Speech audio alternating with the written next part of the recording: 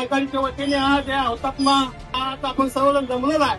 जोपर्यंत ही वोट चोरी भाजपची बंद होत नाही तोपर्यंत आमचं आंदोलन या जिल्ह्यामध्ये आमदार सतीश पाटलांच्या माध्यमातून कायमस्वरूपी आम्ही चालू ठेवणार आहोत.